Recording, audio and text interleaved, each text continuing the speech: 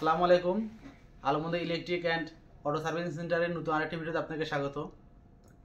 এর আগে আমরা চার্জার বাঁধানো দেখাইছিলাম, মিশুক পানি ব্যাটারির 48 ভোল্ট চার্জার। আজকে ওই চার্জারের আমরা ওয়ারিং করা দেখাবো।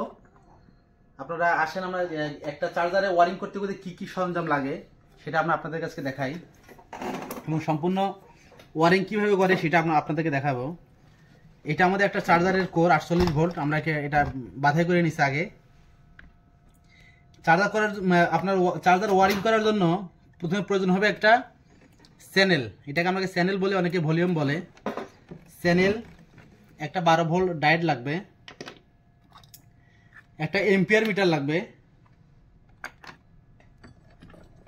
এগুলো, এই রাবারগুলা চার্জারের নিচে আর উপরে ব্যবহার করি, এটা নতুন, এর দুইটা লাগবে। একটা লোহার ঢাকনা চাপ দেওয়ার জন্য, একটা লাট লাগবে বড়, যেটা আমরা চার্জার কোডটাকে আমরা আটকাবো এটা দিয়ে। এটা চার্জারের এলইডি লাইট, একটা চার্জারের এলইডি লাইট লাগবে। এটা ডায়োড লাগবে আমার চার্জার এসি ভোল্টটাকে ডিসি আউটপুট দেওয়ার জন্য।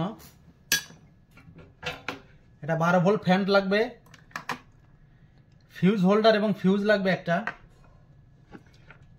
আপনার এসি কট লাগবে। আর এটা হচ্ছে ডিসি আউটপুট চার্জের যে তারটা বলে, ডিসি আউটপুটে চার্জারের তার। এখন আমরা এরপরে আর একটা লাগবে আপনার কেসিং, একটা বডি লাগবে ওয়ারিং করার জন্য, যেগুলো আমরা এর মধ্যে ওয়ারিং করব। এখন আমরা জিনিসগুলা চিনলাম, নাম জানলাম, দেখলাম কি কি লাগবে। আসুন আমরা এগুলাকে সবগুলাকে একসাথে করে একটা চার্জারে পরিণত করব। কিভাবে ওয়ারিং করে ভিডিওটা ফার্স্ট থেকে লাস্ট পর্যন্ত আপনারা দেখবেন, তাহলে আপনারা শিখতে পারবেন কিভাবে একটা চার্জার বাধাই করার পরে ওয়ারিং করা হয়।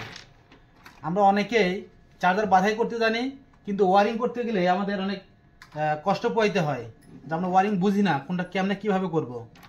আমি অনেকের চার্জারে রিপেয়ারিংয়ের কাজ করছি, যেগুলোতে দেখি যে 12 ভোল্ট ডায়োডগুলা প্রপারলি লাগাতে পারে না, আর চার্জারে এলইডি প্রপারলি লাগানো হয় না। আমরা সর্বপ্রথমে বসাবো রাবারটাকে। মনোযোগ দিয়ে ভিডিওটা দেখবেন এবং খেয়াল করবেন কোনটার পরে কোনটা লাগাই দিছি, কিসের পরে কি লাগাই দিছি। এরপরে চার্জারের কোডটাকে আমরা বসাই দেব। এখন আর একটা রাবার আমরা উপরে দিয়ে দেব। উপরে দেওয়ার পরে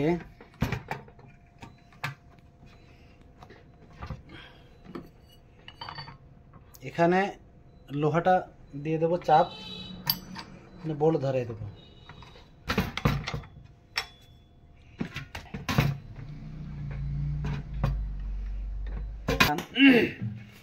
আমরা চার্জারের কোডটাকে বসাই ফেললাম।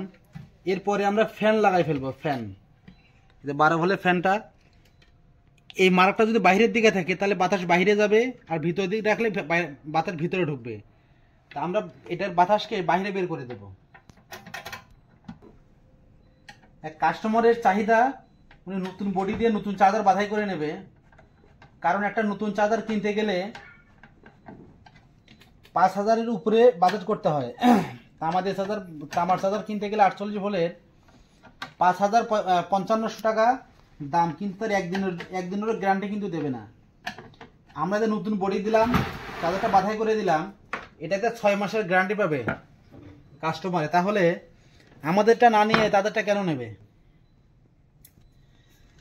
12 ভোল্ট এই ফ্যানটাকে চালানোর জন্য 12 ভোল্ট ডায়োড লাগবে। 12 ভোল্ট ডায়োডটা আমরা লাগাই ফেলি। এর প্লাস মাইনাস আছে, এখানে ক্যাপাসিটারে দেখেন মাইনাস চিহ্ন করা, এটা হচ্ছে মাইনাস। এখানে কালো তারটা লাগাবো আমরা, ফ্যানের কালো তারটা লাগাই দিলাম।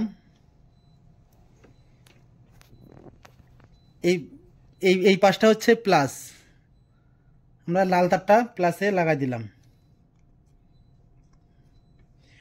এই ডায়োডের আর দুইটা প্রান্ত আছে দেখেন, এখানে একটা, এখানে একটা। এটা হচ্ছে আমার চার্জার থেকে 12 ভোল্ট এসে এখানে ইনপুট হবে। এটার কিন্তু কোনো প্লাস মাইনাস নাই, যে কোনো একটা লাগাইলেই হবে। ছোট লাইটটা কোথায়?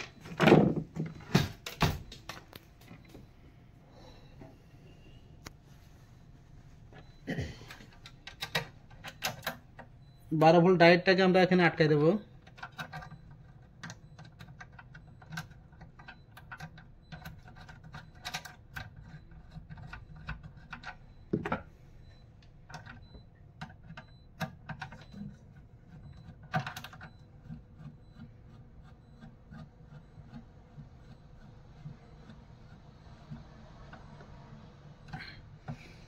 এটা কিন্তু বডির সাথে লাগাইতে হবে। এটা বডির সাথে না লাগাই, এটা কিন্তু মসফেট বলেন বা ট্রানজিস্টর যাই বলেন, এটা কিন্তু হিট হবে। আমার এই বডিটা হিটসিং হিসাবে কাজ করবে। আমরা ওখানে লাগাই দিলাম। এখন হচ্ছে লাগাবো এম্পিয়ার মিটার লাগাবো। আমাদের এম্পিয়ার মিটার দরকার, এখানে একটা এম্পিয়ার মিটার লাগাবো। এম্পিয়ার মিটার লাগাই দিচ্ছি।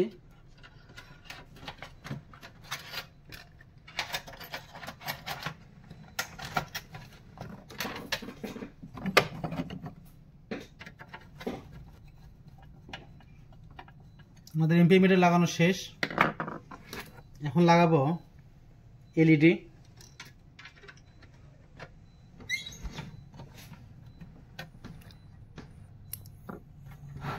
একটু সুপারগুলো লাগবে, সুপারগুলো। একটা ফিউজ হোল্ডার লাগবে, ফিউজ হোল্ডারের পিছনে লাগাই দেই। একটু এদিকে দেখান। এটা একদম শক্ত করে লাগাই দিই, এটা কিন্তু আর পড়বে না। এটা ফিউজ হোল্ডার লাগাই ফেলি।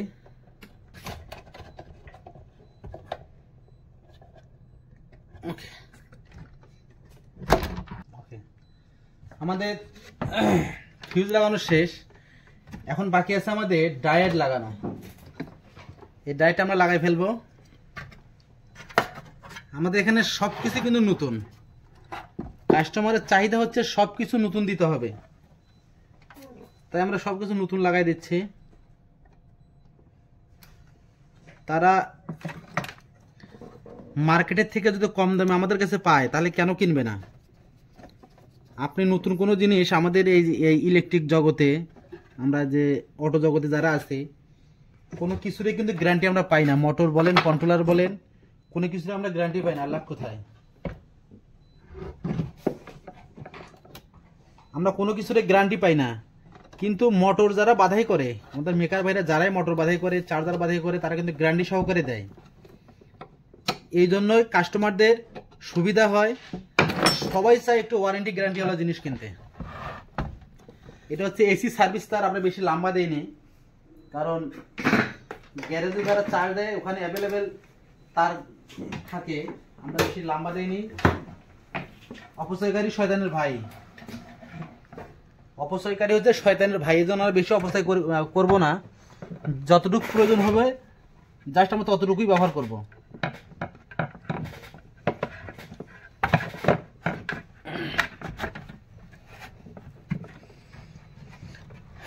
আমরা সার্ভিস তারটা লাগাই ফেললাম। এই সার্ভিস তারের দুইটা তার আপনারা ভালো করে জানেন, আমাদের এসি কারেন্টের কোনো প্লাস মাইনাস হয় না।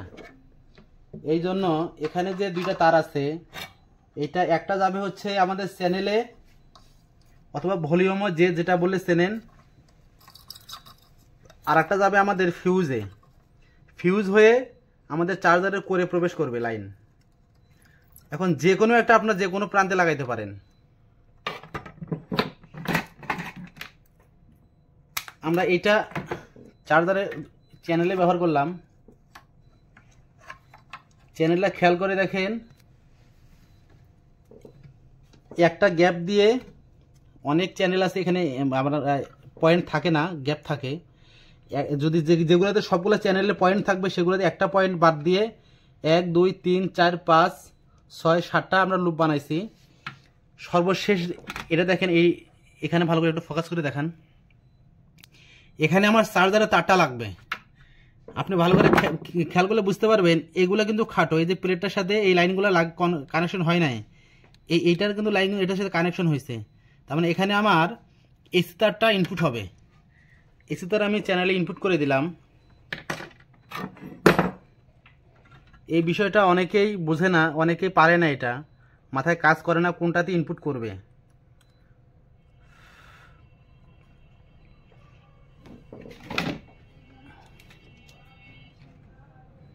ঝালাইগুলা প্রপারভাবে ভালো করে দিতে হবে, তা না হলে চাদর একটু গরম হলে ঝালাইগুলা ছেড়ে দেবে, বিপদ হওয়ার সম্ভাবনা বেশি।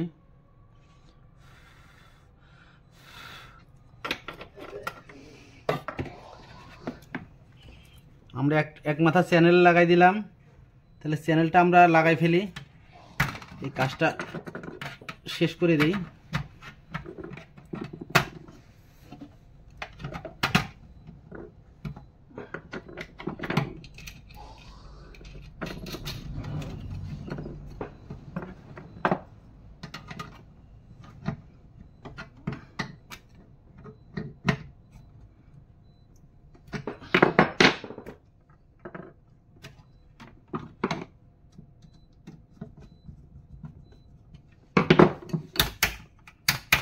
আমাদের চ্যানেল লাগানো শেষ। এই যে আরেক মাথা আছে, এইটা আমরা ফিউজে লাগাবো। ফিউজের যে কোনো এক প্রান্তে লাগাইতে পারবো আমরা, নিচেও লাগাইতে পারি, উপরেও লাগাইতে, যে কোনো এক প্রান্তে লাগাবো। আমাদের মনে হলো নিচে লাগানোটাই সুবিধা হবে, এই জন্য আমরা নিচে লাগাই দিলাম।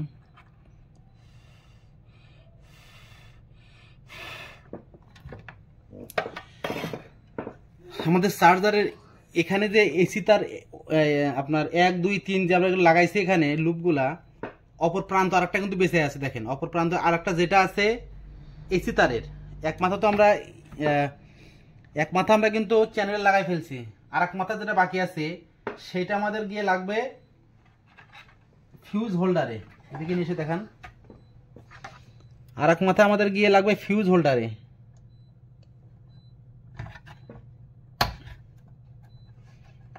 মানে মাথাটা একটু বাঁকা করে দিলাম, এটা যেন কখনো খুলে বের হয়ে না আসে। এখন ওখানে ঝালাই দিলেও চলবে, না দিলেও চলবে, কিন্তু আমরা ঝালাই করে দেবো নিরাপত্তার সাথে, যেন মিস ফায়ারিং না হয়। এখানে স্পার্ক হলে ফিউজটা বেশি দিন টিকবে না। ওকে, তাহলে আমাদের এসির কাজটা শেষ হয়ে গেল। এখন আমরা ডিসির কাজ করব। ডায়োডে কানেকশন দিয়ে দেব।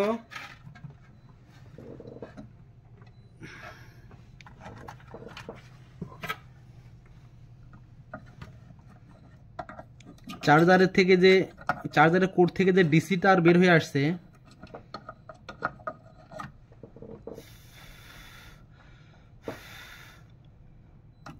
আমরা ডায়োডের সাথে কানেকশন করে দিলাম।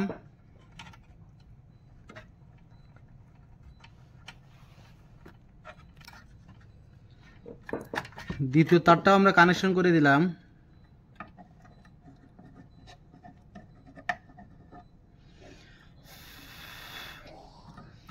এখন দেখেন, এখন আমরা এলইডিতে কানেকশন করব। আপনি এই পাশে আসেন। এখন আমরা এলইডি কানেকশন করব।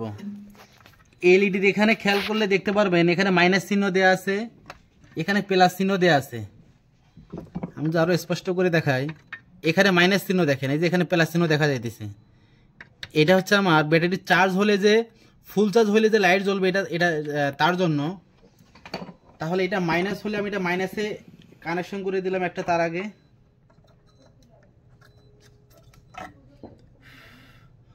আমার ডায়োডের মাইনাস প্রান্ত এটা। ডায়োডটা একটু খেয়াল করেন, ডায়োডের এই দেখেন যে প্লাস, এই যে প্লাস চিহ্ন দেওয়া আছে এখানে, খেয়াল করে দেখেন, এটা প্লাস, এটা মাইনাস। মাইনাসটা আর একটা বোঝার সুবিধা আছে, এখানে দেখেন, এখানে একটা আপনার মেইন লাইন থেকে একটা সাব লাইন নেওয়া হয়েছে। এটা হচ্ছে এম্পিয়ার মিটারের জন্য। এই সাব লাইনটা যে পাশে দেখবেন সেটা হচ্ছে আপনার মাইনাস পয়েন্ট, আপনারা ধরে নেবেন। এখন এই যে প্লাসটা আমরা প্লাসে লাগাই দিলাম।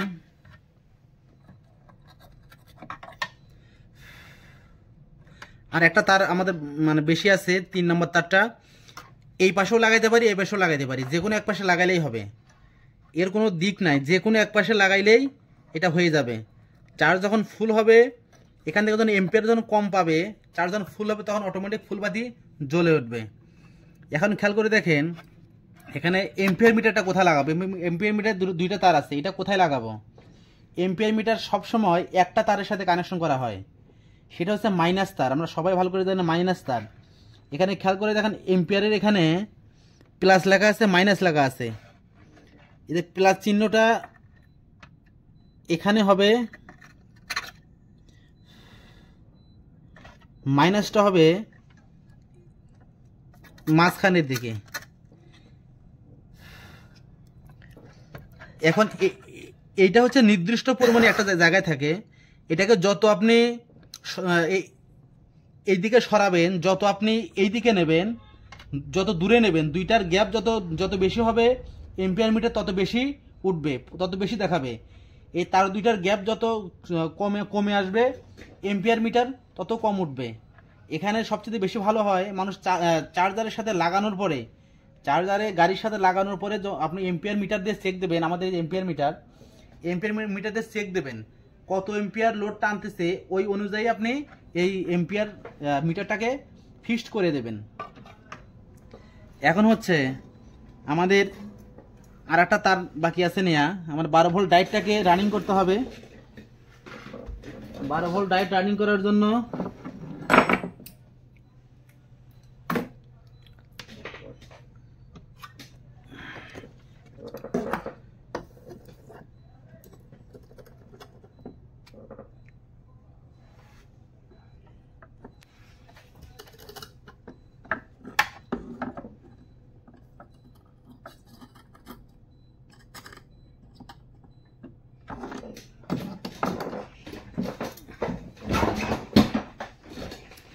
আমাদের 12 ভোল্ট ডায়োডটাকে রানিং করার জন্য আমাদের 12 ভোল্ট কারেন্টের প্রয়োজন পড়বে। একটা আমরা এই জয়েন্ট থেকে নিলাম, আমাদের চার্জারের এই জয়েন্ট থেকে, এখান থেকে শুরু করে 1 2 3 4 5 6 7 8 9 10 11 12 13 14 15 16 17 18 আমরা 18 নম্বর লুপ পেজ থেকে আমরা আর একটা তার নিয়ে নিছি। এখন হচ্ছে এখানে 18 পেজ আছে, 18 পেজ থেকে আমরা একটা লাইন বের করে নিলাম। এটাতে টোটাল পেজ আছে আমার 68 পেজ আছে। তো এখানে 68কে আপনি 4 ভাগ করলে দেখবেন যে আপনি 16 পাবেন। 68কে 4 ভাগ করলে আপনি 16 পাবেন। তো এখানে আমি 16 নিলাম না, আমি 18 নিলাম। এই কারণে 18 নিলাম, আমি 2 পেজ বেশি রাখলাম, তার মানে আমার হাফ ভোল্টের মতো বেশি হবে। এখানে তাহলে 12.5 মতো 12.5 ভোল্ট মানে 12.5 ভোল্ট পর্যন্ত এখান থেকে আমি পাবো। তাহলে আমার ফ্যানটা একটু ভালো চলবে। আমি আগে বলছিলাম আপনাদেরকে এটার কোনো প্লাস মাইনাস নাই, যে কোনো এক পাশে লাগালেই হবে। এটা কোনো প্লাস মাইনাস হবে না, যে কোনো এক পাশে লাগালে এটা চলবে। অনেক ভাই কি করেন, এই 12 ভোল্টটা আপনার এসি কারেন্ট থেকে নেন, এসি কারেন্ট থেকে। এটা অনেক বিপজ্জনক।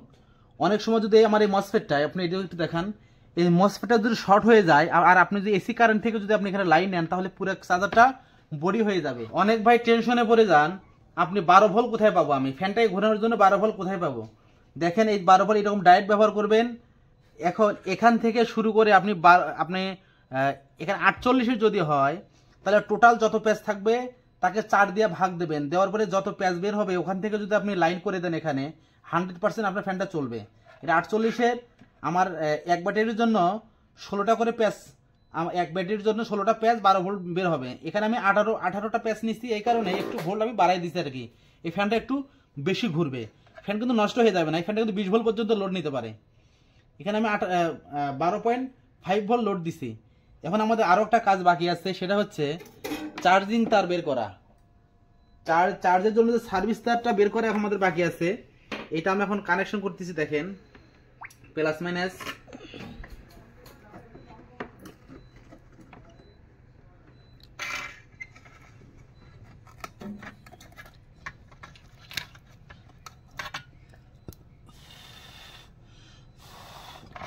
প্লাস তারটা লাগাই ফেললাম, এখন আমরা মাইনাস তারটা লাগাবো।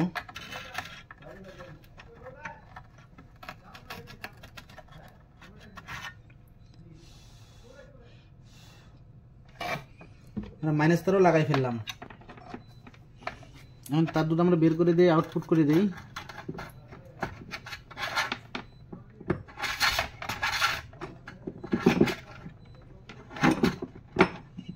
মোটামুটি হয়ে আমাদের এটার ওয়ারিং এর কাজ শেষ।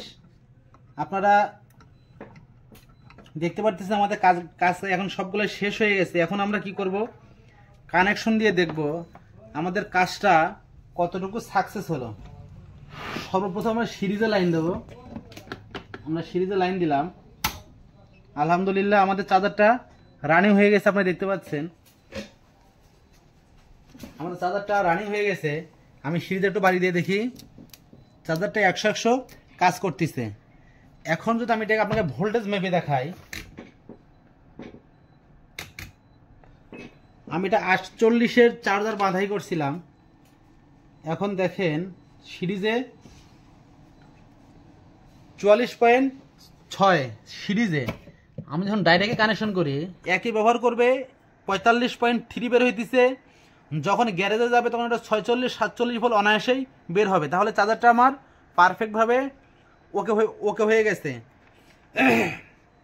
তাহলে আপনারা ভিডিওটা মনোযোগ দিয়ে যদি দেখে থাকেন তাহলে অবশ্যই ইনশাল্লাহ আপনারাও একটা চার্জার ওয়ারিং করতে পারবেন। দেখেন চার্জারের ওয়ারিং করার পরে ভেতরের পরিবেশটা কীরকম। কাটে ছোট করে দেবো আমি এটা আমার।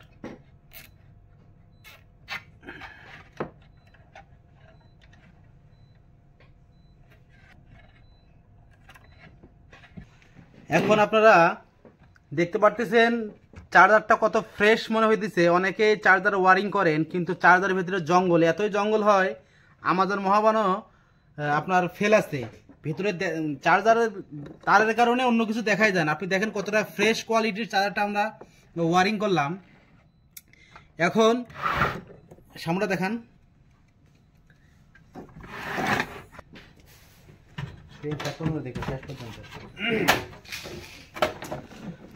আপনাদের যদি মনে হয় আমাদের ভিডিও থেকে আপনাদের শেখার কোনো কিছু আছে বা কিছু শিখতে পারবেন, তাহলে আমাদের চ্যানেলটি অবশ্যই সাবস্ক্রাইব করবেন, লাইক করবেন, আপনাদের মূল্যবান মতামত প্রকাশ করবেন। নতুন কি বিষয়ে আপনাদের ভিডিও প্রয়োজন, কি বিষয়ে ভিডিও দেখতে চান আমাদের কমেন্টস করে জানাবেন। অবশ্যই আমরা সে বিষয়ে ভিডিও তৈরি করার জন্য চেষ্টা করব। সবাই ভালো থাকবেন, সুস্থ থাকবেন। দেখা হবে নতুন কোনো ভিডিওতে। আল্লাহ হাফেজ।